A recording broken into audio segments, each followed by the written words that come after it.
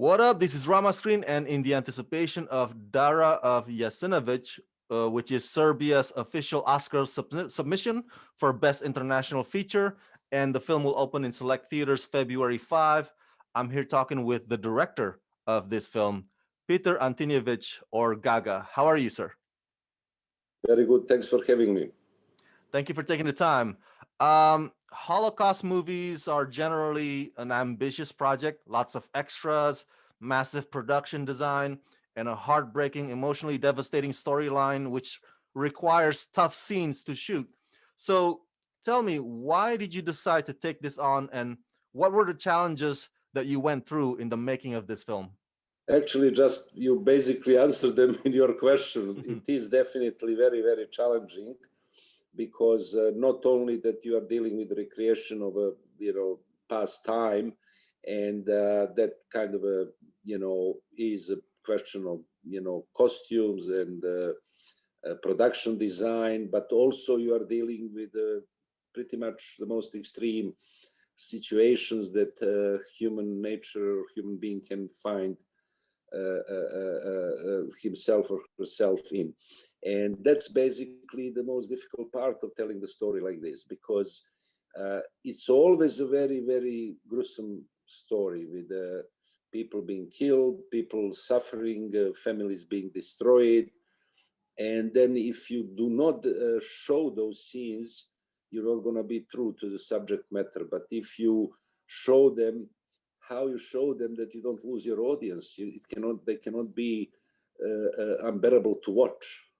And that's probably the biggest challenge in making a movie like this, because you have to depict what took place, but somehow you can't lose the audience along the way.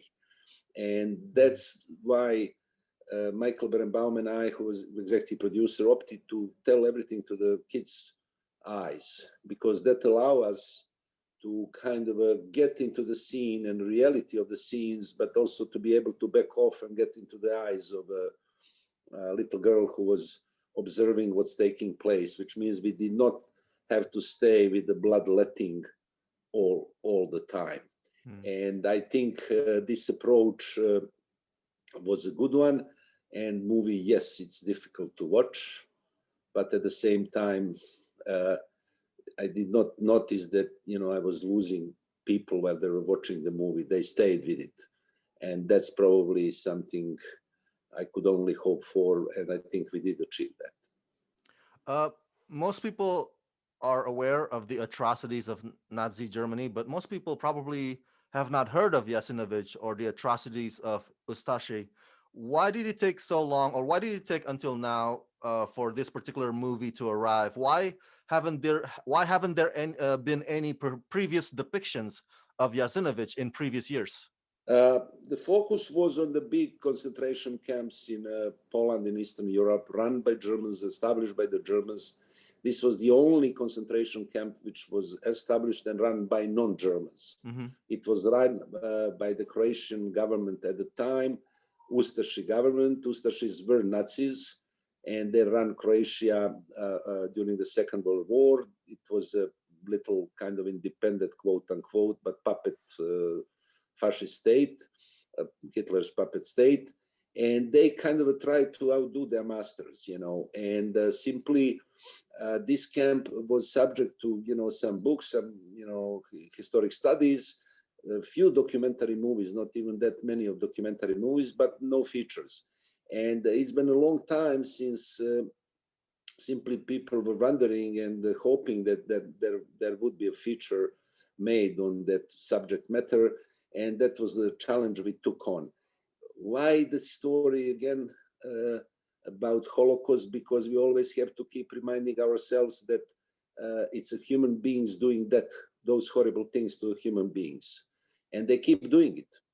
Even now, we have people around the world suffering from discrimination because of their race, because of their religion or gender. And clearly, even in America, last year we witnessed what we witnessed, and it's obvious that these stories have to be told over and over again to keep reminding us that we have to be better human beings, that we have to see what's good in us in order to be good towards the other people.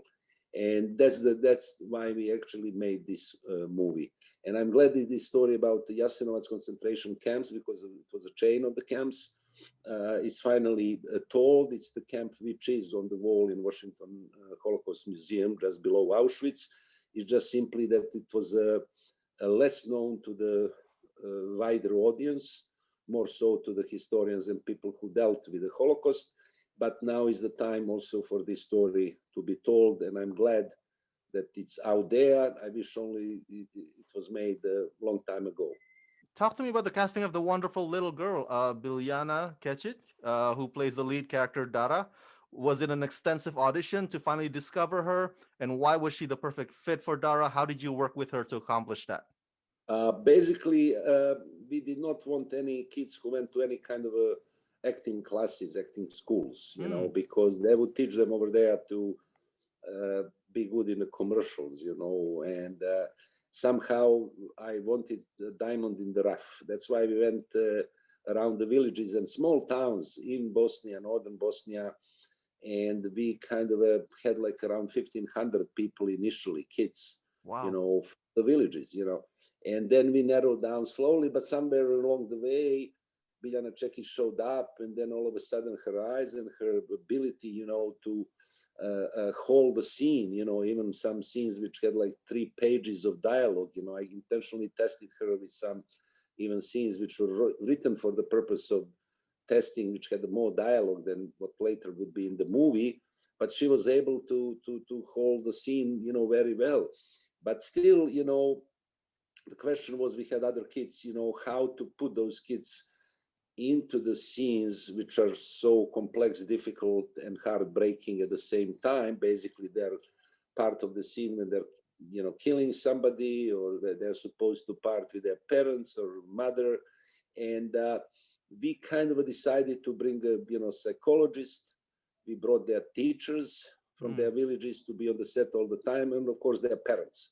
But somehow, very quickly, those kids, because their kids are from the villages, you know, they're not kids from the big cities, you know, they kind of very quickly accepted that as a reality.